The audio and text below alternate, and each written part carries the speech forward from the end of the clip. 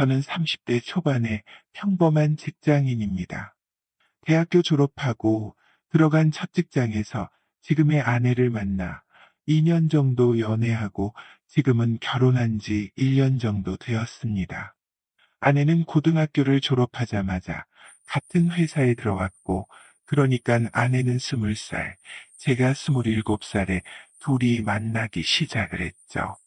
당시 여자친구는 고졸이고 생산직이라 둘의 만남은 처음부터 말이 굉장히 많았네요. 하지만 여자친구의 청순한 외모에 착한 마음씨, 그리고 기 죽지 않는 당찬 모습에 반하였고 너무도 사랑했습니다. 솔직히 아내가 키도 크고 엄청 미인입니다.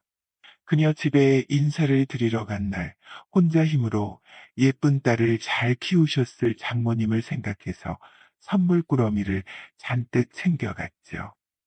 여자친구는 집에 인사하러 가는 내내 자기 집안 이야기를 하나하나 꺼내놓기 시작을 했어요. 오빠, 우리 엄마 10년 전에 아빠 돌아가시고 외롭게 혼자 지냈어. 불쌍한 분이야. 그래서 오빠도 친엄마처럼 앞으로 잘 대해줘야 해, 알았지? 근데 우리 엄마 진짜 미인이야 보고 놀라지 마. 밖에 같이 다니면 사람들이 엄마랑 나랑 자매 사이인 줄 알아. 그리고 나서 집안의 심각한 이야기를 꺼내놓았다. 그녀의 아버지가 일찍 돌아가신 이유가 집안의 여자를 잘 못 들여서라면서 시댁 식구들은 엄마 탓을 했다고 한다. 이유인즉슨 할머니가 결혼 전 사주를 봤는데 엄마의 팔자가 사나워서 남자 잡아먹을 팔자라고 했다는 거다. 그래서 두 분 결혼을 극구 반대하셨는데 장인어른 혼자서 고집 피워 결국 결혼했는데 젊은 나이에 교통사고로 돌아가셨다는 거다.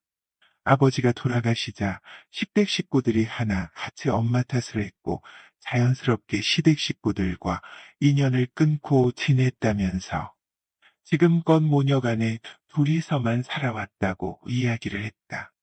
난 그런 거 전혀 신경 안 쓰니깐 괜찮다고 했고 장모를 보기 전이었지만 가여운 여인이란 생각이 들었다.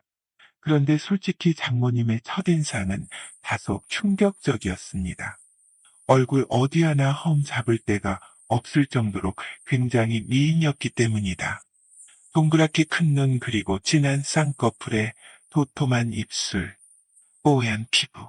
어머님이라고 부르기도 미안할 정도로 너무 젊어 보이시고 아름다워 보여서 저희 예쁜 아내랑 완전 판박이더군요. 제가 상상했던 장모님의 모습과 달라서 너무 놀랐던 거죠. 또 미용실을 하고 계셔서 그런가 옷차림이며 헤어스타일이며 여자친구와 같이 밖에 돌아다니면 아내 말대로 언이라고 해도 정말 믿겠더군요. 장모님이 어릴 때 결혼해서 아내를 낳았다는 얘긴 들었지만 식사 자리 내내 얼떨떨해져서 머리가 멍했습니다. 젊으셨을 때 남자들에게 인기를 많이 받으셔서 능력 좋으신 장인어른께서 불안한 마음에 열정적으로 다가오셔서 일찍 결혼을 했다는데 마치 장모님과 딸이 어쩜 그렇게 똑같은지 저를 볼 때마다 장인어른이 생각이 나신다며 그러시대요. 20대 초반에 결혼을 해서 아내를 낳으셨다는데 인사드리러 갔을 때 장모님 나이는 40대 초반 저와는 15살 차이가 나더군요. 영화배우 전인화 같은 아우라가 풍기는 그런 이미지입니다. 외모도 얼굴이 뽀얗고 부잣집 사모님처럼 생기셨어요. 딱 전인화님처럼 말입니다. 아무튼 저희는 순조롭게 결혼을 하게 되었고 아내가 직장 생활을 계속 하고 싶어 하고 또 이런저런 이유로 결혼 후 바로 처갓집에 들어가 살게 되었습니다. 그런데 결혼하고 나서 처갓집에 같이 살면서 장모님을 볼 때마다 점점 장모님의 아름다운 모습에 눈길이 가는 겁니다. 또 한편으로는 남편 없이 혼자 지내시는데 집안에 믿고 의지할 사람이 나밖에 없다는 생각에 보호 본능 같은 것도 일어납니다. 장모님을 내가 잘 지켜드려야지. 이런 생각 말입니다.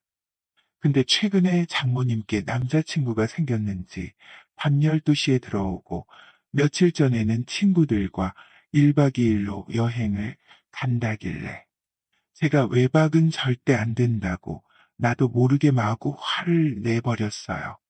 아내가 황당해하며 사위가 해외여행은 못 보내드릴 망정 친구들과 고작 1박 2일로 온천에 다녀온다는데 가지 말라고 하다니 저한테 불효한다고 마구 뭐라고 하더라고요. 그래서 장모님 남자랑 가는 거 아니냐고 따질 뻔했네요. 예쁜 두 여자와 한 집에서 지내는 게 너무나 행복했습니다. 1년 뒤 아내가 아들을 출산했어요. 장모님이 딸을 키우셨기에 손주는 아들을 많이 원했거든요. 그래서 너무나도 좋아하셨죠.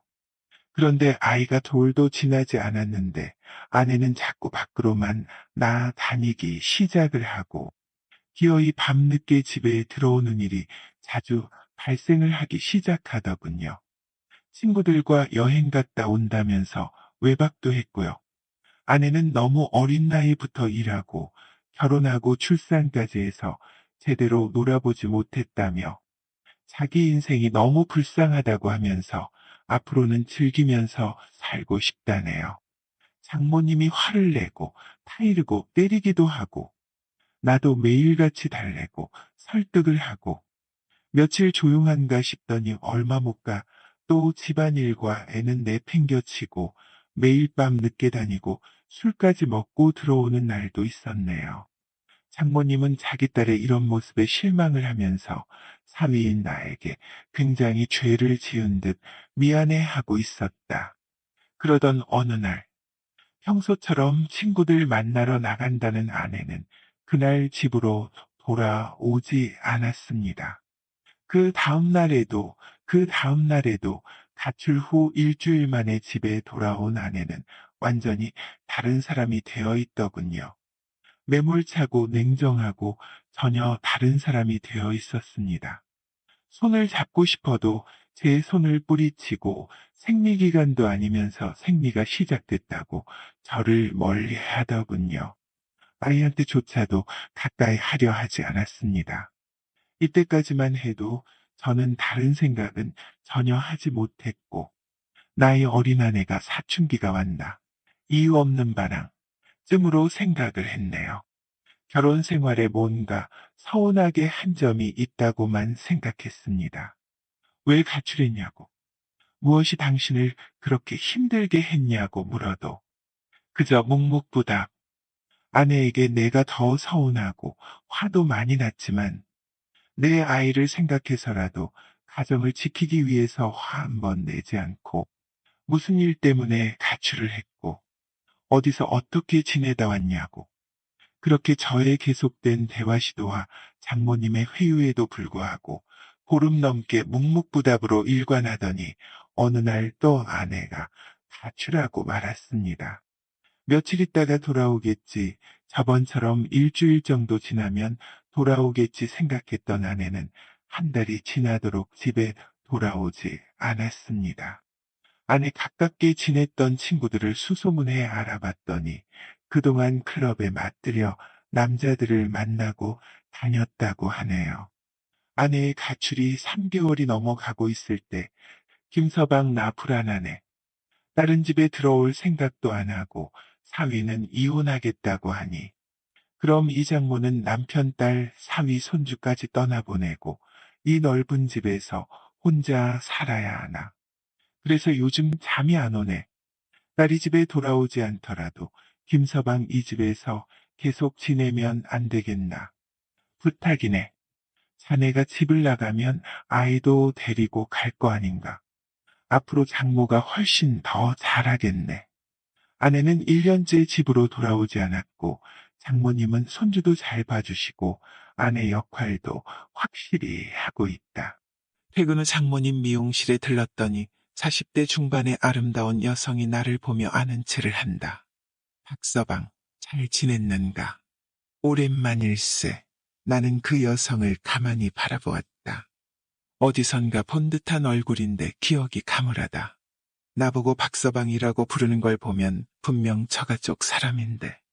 네, 안녕하세요. 일단 인사부터 받고 그 중년의 여인을 가만히 바라보았다. 옅은 하늘색 계통의 무릎 위까지 오는 주름 치마에 위에는 딱 붙는 셔츠를 입었는데 볼륨 있어 보인다. 짙은 화장과 몸에 두른 보석이 왠지 좀 사치스럽다는 생각과 함께 살짝씩 눈웃음 치는 얼굴에 남자께나 밝히게도 보였다. 아마도 이런 여성은 한 남자로 만족을 하지 못할 것 같았다. 내가 자신을 한참 훑어보고 있자 그녀는 다시 나를 보고 웃는다. 박서방, 내가 누군지 모르겠나? 섭섭한데. 죄송합니다. 기억이 잘 나지가 않네요. 자네 장모 고등학교 때 친구. 결혼 전에 한 번 봤지 않나? 그래도 모르겠나? 아, 나는 그때서야 그 여성이 누구인지 생각이 났다. 언젠가 아내와 같이 처가에 갔을 때 장모님 친구 몇 분이 사위 얼굴이 궁금하다며 함께 저녁 식사했던 기억이 났다. 나는 그때 이 여인이 나보고 배우 마동석 닮았단 소리를 했던 걸 기억하며 손을 잡으며 무척 반가운 듯 웃음을 지었다. 아이고 죄송합니다. 진작에 알아봤어야 했는데. 호호호. 괜찮아 그럴 수도 있지 뭐. 오, 근데 아줌마는 더 이뻐지셨는데요. 결혼한 여자는 남편한테 사랑 많이 받으며 이뻐진다고 하던데.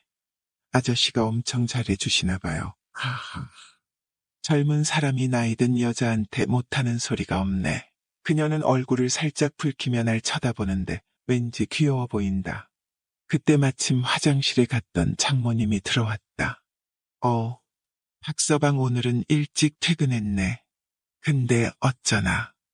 7시에 갑자기 예약이 잡혀 있어서 오늘 저녁은 같이 못 먹겠는데. 그럼 어쩔 수 없죠 뭐. 그럼 집에 가는 길에 친구를 집까지 데려다 주게나. 그녀는 내 차를 타고 집으로 향했다. 나는 차를 타고 가면서 그녀에 대해 여러 가지를 물어보았다. 여사님 이름을 물어봐도 될까요? 호호호, 왜 내 이름을 알고 싶어? 네, 궁금하네요. 장모님 친구분인데 아줌마라고 부르기도 그렇고 자꾸 여사님이라고 부르니 거리감이 느껴져서요. 얼굴이 예쁘시니 이름도 예쁠 것 같아서요. 나는 이름을 아무한테나 가르쳐주지 않는데 그럼 누구한테 가르쳐주는데 그래요. 내 이름은 우리 애인한테만 가르쳐주는데 그럼 제가 오늘부터 애인 하면 되잖아요. 정말 나하고 애인 할 거야. 여사님하고 애인 하면 저야 가문의 영광이죠. 호호호. 내 이름은 임은옥이야. 그럼 지금부터 그냥 은옥씨라고 부를게요. 자기 맘대로 해. 그녀와 이야기를 하는 동안 어느새 그녀의 아파트에 도착을 하였다. 잠깐 들어와서 차라도 한잔하고 가. 그래도 될까요? 되고 말고가 어딨어. 이름 알려주면 애인하기로 했잖아. 집에 아저씨 안 계세요. 호호호, 나 5년 전에 이혼하고 혼자 산 지 꽤 되었어. 그녀의 아파트는 혼자 살기엔 꽤 넓었다. 정말 나이 먹고 돈 걱정 없이 오직 자신의 행복을 누리며 사는 그런 여자인 것 같았다. 차를 한잔하고 문을 나서는데 그녀가 나를 잡는다.